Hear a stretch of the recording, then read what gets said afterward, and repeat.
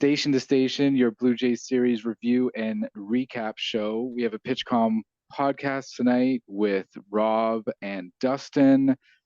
Boys, the coming off the Oakland series, we go into a series with the San Francisco Giants. Tell me about your expectations. I don't know what to think. Honestly, I think the San Francisco Giants are playing well, but they're not a very good team. So I would hope that, this would be a good test for the Jays, and I was kind of optimistic that they would do well against some seemingly not great pitching that they're throwing out there. Yeah, I mean the Oakland series, I thought, that would have been an easy series and a sweep. But I mean, at the end of the day, still a major league club. So I mean, taking the series, obviously that's a positive. Losing the first game, yeah, it's kind of a bummer, but still taking the two out of three is good. I think they had that much deserved. They had a break in between, I believe, so I think that was a much deserved break that they needed. And then yeah, playing San Fran right now. I didn't realize that San Francisco was actually a better team. I think they were second in their division, behind, was it Arizona, and then like even the Dodgers are behind them. So I thought this would have been an easy series, but I mean, the first game proved me wrong. But I mean, they took the game yesterday that I happened to attend, and it looks like they're gonna, well, looks like we're having a win tonight, but I don't know. Romano just gave up a double, and now he just gave up a single, and now it is 2-1 for San Francisco from the second best closer Oh in the league, boy. Romano. Well, Jordan Uh, Romano likes to keep it interesting, it seems. yes. In terms of the Jays come into this series 43 and 63. The San Francisco Giants, I believe, were probably the hottest team, one of the hottest teams in baseball coming in. So, saying that a couple weeks ago, the Oakland A's were the hottest team in baseball. So, I think that it's just whoever has the most amount of wins in a row, essentially, they gets that title. Mhm. Uh, Game number one, Jays go down 3-0. It seemed like I don't know if there was a lot of missed opportunities, but the Jays just really couldn't seem to string together any hits. And I did note that the Giants pitchers actually had 17 strikeouts in that game, and Yeah, I they think that was a both season. I believe that was a season high strikeout for Jays too for that game. well, and Gosman was no slouch in that he had 12 strikeouts of his own. So my girlfriend was actually at the game, and she said that the game was going so quickly because everybody was striking out, and Mm. it doesn't seem to be too off base off that on that one. I don't want to cut you off, but Alejandro Kirk just threw out the runner stealing. Yes, I did see So that. I it, did see that, I and was like, okay, maybe there I is think some we light that's all now we at the all end of got the the game tunnel. in the So background, well, pumping clearly fist we should have waited 15 minutes to do this, but I'm having fun. Let's go with this. Um, okay, so Jays lose that game 3-0. Kevin Gosman, I think an unfortunate losing pitcher again. I think he's pitched so well this year and just been on the wrong end of just seemingly having no run support at all. Um, Game number two, Rob, you attended. I was yeah. wondering if you could maybe give us the lowdown on the early offense in this game. I mean, very exciting to see, back to back to back to back doubles. All the scoring happened, yeah, at the bottom of the first. So I was hoping it wasn't going to turn into a game that you and I attended, Alex, where all the scoring happens at the beginning and then it's a pretty slow game. But sure enough, that's pretty much what happened because I think they only scored the one run afterwards. But it was a packed house. They were giving away that Gosman splitter jersey. Um, so, but always a fun game, and but just exciting to see the offense um, come around in the first inning. Um, yeah, and then I mean, gets a little bit slow throughout, the rest of the game. Oh, But sorry, just yeah, Jordan Romano yeah. and Matt Chapman doing their best to make this game interesting. Talking about game number two, I noted that I think this was the first inning that Rob actually wasn't in the stadium for. He didn't. Mhm. And you're I, you're I was kind li- to I was yourself li- I not to was li- mention that. I was listening to it. You were listening I to was it listening into outside. from gate 6 outside. Right, you were there in spirit, right? You were Uh, there. And yeah. for all So intents and purposes, you were inside the stadium. yeah. But the Hey, long-awaited inning. maybe that's why they scored so many runs, because I wasn't watching. So if that's the case, then I will no longer attend J games. Well, I think it was the long-awaited inning that we've this vaunted offense that is supposed to be one of the best in the league, and they got 5 runs on 6 hits, so there wasn't a single walk in there, and really it kicked the game off in the best way possible. Now, I did want to highlight another pitching performance, and Trevor Richards again with a really good performance. 3 innings pitched, 1 hit, 1 walk, and 5 Ks. He is 0-1 in the season. He has a 3.26 ERA and a 1.11 WHIP. Like he is whatever role he seems to take on this year, he's really done fantastic at it. Yeah, I totally agree with that. I mean, maybe they're figuring out the formula now that, since Manoa was sent down, because I mean, obviously that has a huge impact on all the pitching. And I mean, it also, like Bassett and Gosman, I think that extra day of rest for them just makes them pitch better. So if a Trevor Richards opener and then a Bowden Francis Longman, hey, that's a formula that's working. I say stick with it at least until the All-Star break. Yeah, and I think they're gonna have to stick with it till the All-Star break at least, unless they can, get a trade here. I think we talked about it a little bit last episode too. I mean, I think it's working. Mm-hmm. I'm just nervous about how long it will work. I love Trevor Richards, as Alex pointed out. He's got some really nasty numbers this year, and so I'd kind of rather see him at the middle to late innings. That 6-7 um, stretch where if someone like Bassett doesn't go Mm-hmm. 5, and you need that long guy in the middle sort of pressure innings.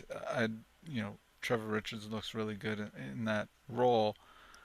So having him, start, it's tough, and he's doing a good Yeah. job. But Well, it's a good problem to have, right? To have him either as a opener or as a bullpen guy. yeah, So either either position that he decides to be put in, at least it's someone that you can count on for now. And then the Jays just won, by the way. Yeah, I was gonna say, Rob, another good problem to have. Jordan Jordan. Romano did his best to make things interesting tonight, but Jays pick up another win and another series win.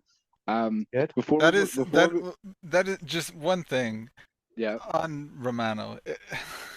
I love him, and I think that he's a great closer. But oh my God, every outing he gives up hard contact, at least one If like yeah, ball that makes you just like not just if making it interesting, just if you hard. have any sort of cardiac issues, Oh my heart God, issues, do not watch he's not a Jordan like he's Romano. not a shutdown closer.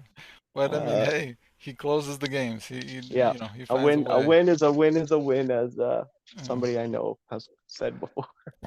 before we move on to game number three. So in the last episode, which recently dropped, I think a couple hours ago, we actually talked about a quirky rule regarding a save. So Rob, I don't know if you know, in the last series, Jordan Romano got a save on 1/3 of an inning pitched, and Dustin was in disbelief Yeah. over this. until I brought up the MLB rules, where basically, if the tying run is either at the plate or on deck, and you have to minimum pitch a third of an inning, you can get a save for that. So Jordan Romano Hmm. did that. Now, yesterday, of course, the Jays jump out to a 5-0 win, or excuse me, 5-0 lead, and but Trevor Richards doesn't get the win because you have to pitch 5 innings minimum as a starter to Hmm. get a win. That's part of it. Now, I did look up. Because of this, I did look this up again, and I really enjoy these kind of weird baseball rules. And okay, so a pitcher receives a win when he is a pitcher of record when his team takes a lead for good, with a couple of rare exceptions. First, a starting pitcher must pitch at least 5 innings in a traditional game of 9 innings or to qualify for the win. If he does not, the official scorer awards the win to the most effective relief pitcher. Now, obviously, that was Bowden Francis. He pitched 4 innings yesterday, but Hmm. get this. There's a rarely used clause where an official scorer can deem a relief pitcher's appearance brief and ineffective. By the way, those are in quotes on the site. For example, if a reliever relinquishes a 1 run lead by allowing 3 runs, I feel like a Jays pitcher's done this, by the way. Yeah, By allowing definitely. three, yeah, by allowing 3 runs, but was still in line for a win after his team scored 4 runs in the following inning, that may qualify. So basically, it's kind of like subjective when a starting pitcher doesn't get five innings pitch. It's kind of subjective, and the official scorer can deem who he wants essentially. So yeah, I thought that was kind of like a bit strange, but I thought I'd bring it up while I found that at work today. Yeah.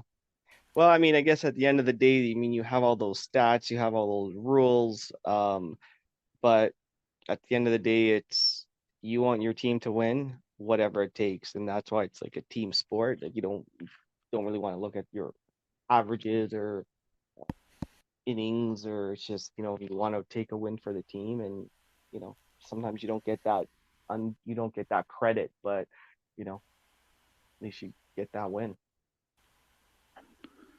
All right, let's jump on to the third game here. Just ended.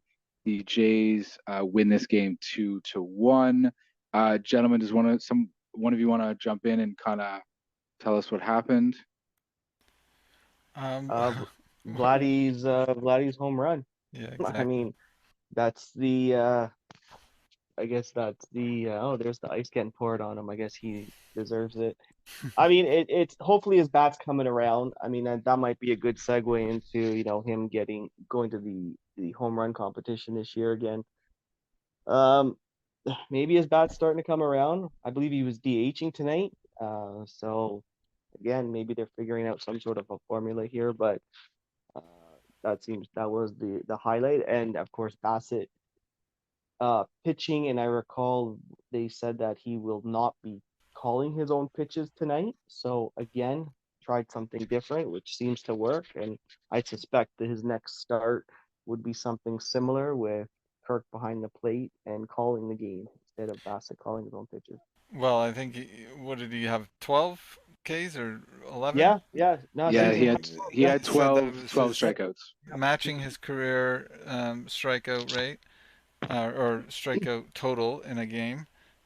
So yeah, obviously something worked there. I think we talked a little bit at the beginning of the year about him and calling his pitches and whether or not it was necessary for him because of the um, just the kitchen sink kind of approach that he has and how many pitches that he can throw, cycling through those from a you know on a pitch come with 15 seconds is going to be tough for him. And so I think the solution that he tried for a little while and it seemed to work for a bit was him calling the pitch.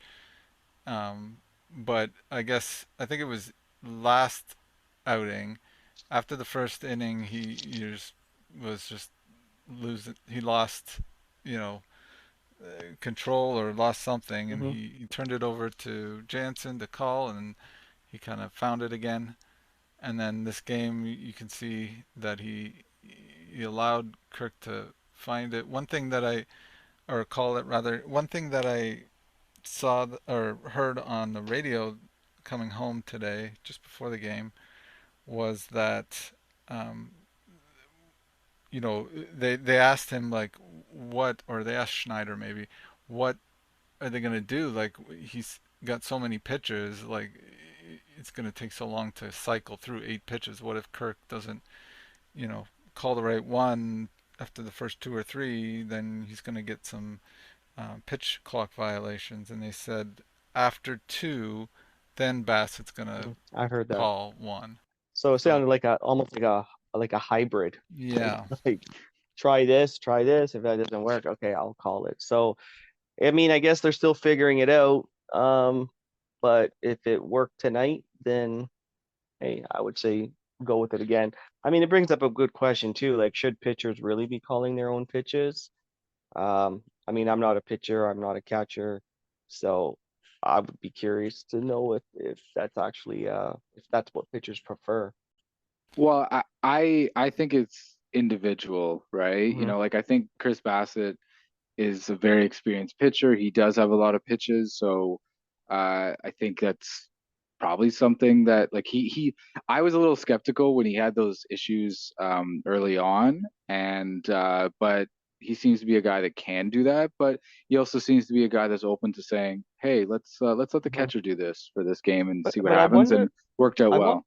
yeah, I mean, but I wonder as a pitcher, like you've got so much to think about with, yeah. potentially a guy on base and your mechanic and the pitch and your mechanics and the pitch clock and getting ready and getting set. It's like, do you really want to think about what pitch to throw? Like, let the catcher decide. And if he, I mean, that's why catchers essentially become Hmm. managers, is that, they can see the whole game. It's like, let that guy call it. You know what I mean? And then don't think about it. Yeah, Because, there's so many little aspects to figuring out what pitch to call too. Like yeah, they talk about like reading bats or whatever. Like okay, this yeah, guy, he the way he swung there tells me that an inside pitch is going to work here. absolutely. Yeah, And yeah, two brains is better than one. Obviously, a pitcher is going to have that override ability to shake it off, and you yeah. know because If he's feeling something, ultimately they have to be confident in the pitch that they're going to throw in order to throw it effectively. But yeah. yeah, you want But to offset some of that thinking to somebody else, and you can focus on just hitting that spot and getting the movement or yeah, whatever it is one that less thing to you think do. about. Yeah.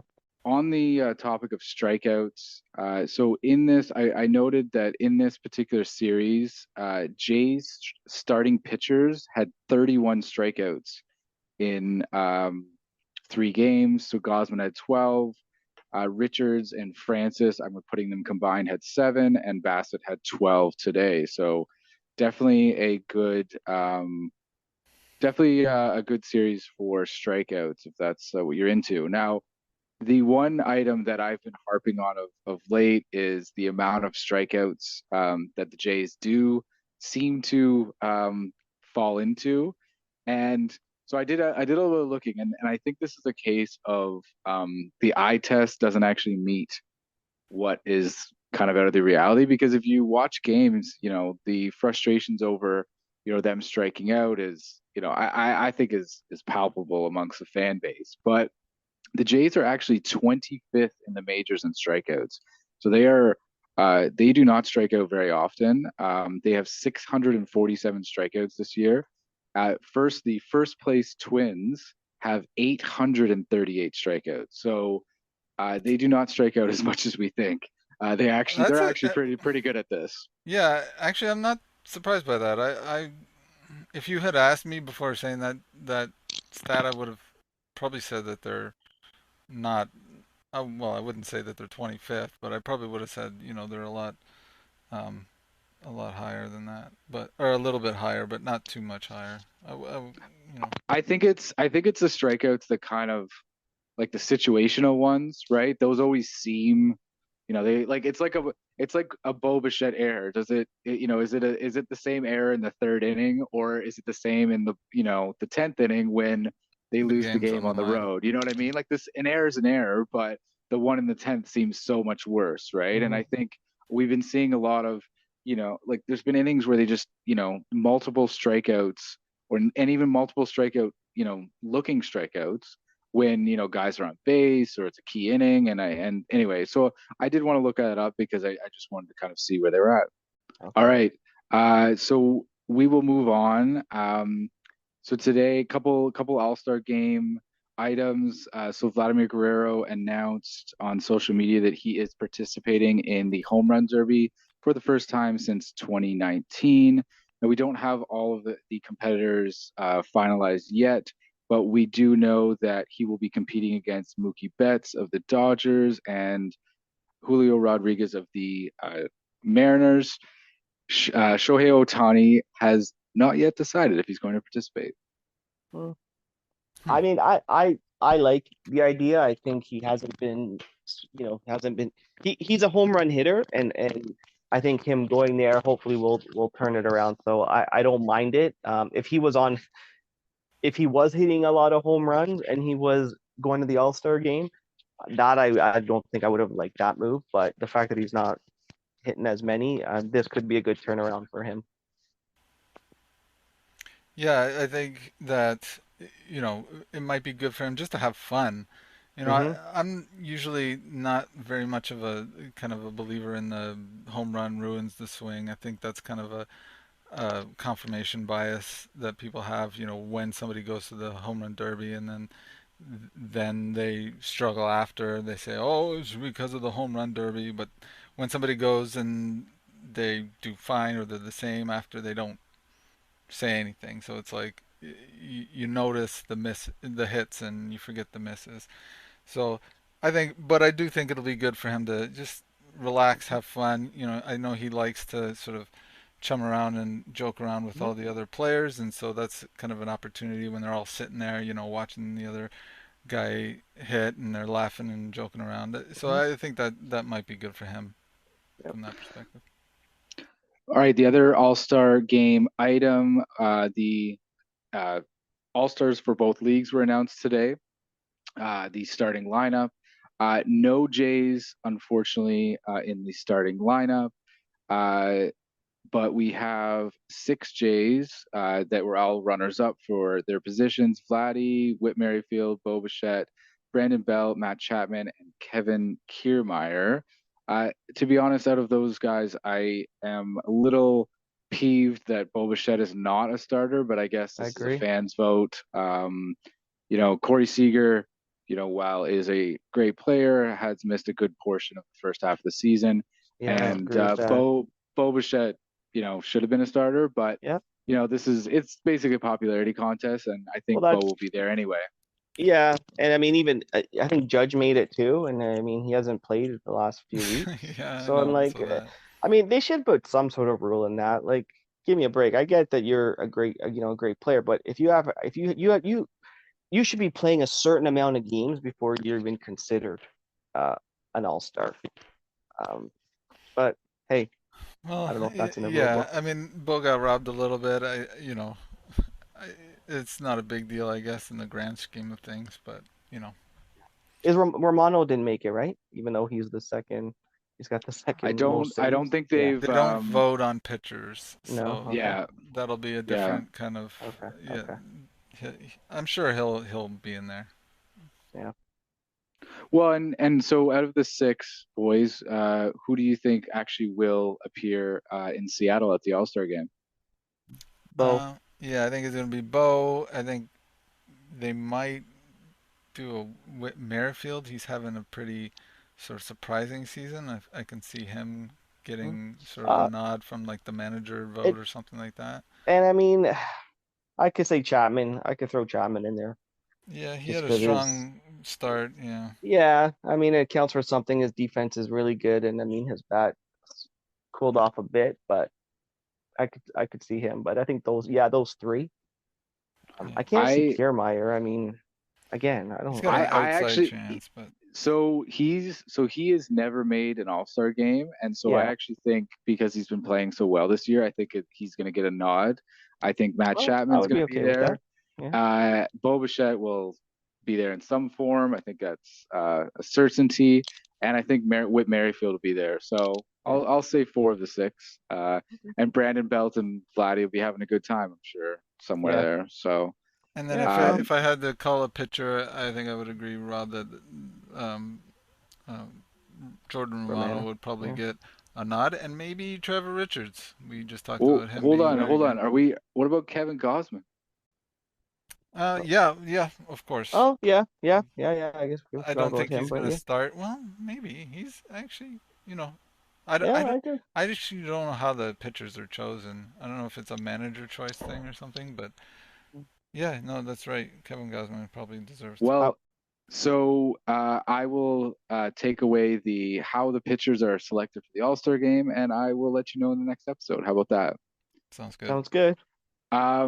All right, so Jays are 45 and 37. They are a full game up on the Houston Astros in the wild card as it currently stands. So that could change. Of course, it's not even 10 o'clock here Eastern time. So that could change some point overnight, but I think we're looking okay. And I think that this is kind of, if they can solidify a little bit of this wild card position, I think we're looking good going into the All-Star break. Yeah, I think they're on a, I guess, with tonight's game, probably around an 89-90 win pace. That's a little lower than we expected. I think I called about a 94, so they need to win about 50 games in the next 81. So let's hope for a good streak here. Yeah, hope so. And it's going to be a fun series. Canada is always a fun game against. Canada is always fun in Toronto. So hopefully Boston, hopefully they can get a series win this weekend. Right. And also hopefully the lid will be open. And one last thing, the Astros are winning like 10-0 against the Cardinals, so we'll probably be half game up by the end of the night. Half game up, yeah. All right. Well, I appreciate the score update. And boys, I think that's all the time we have. Thank you much for joining me. All right. Thank you.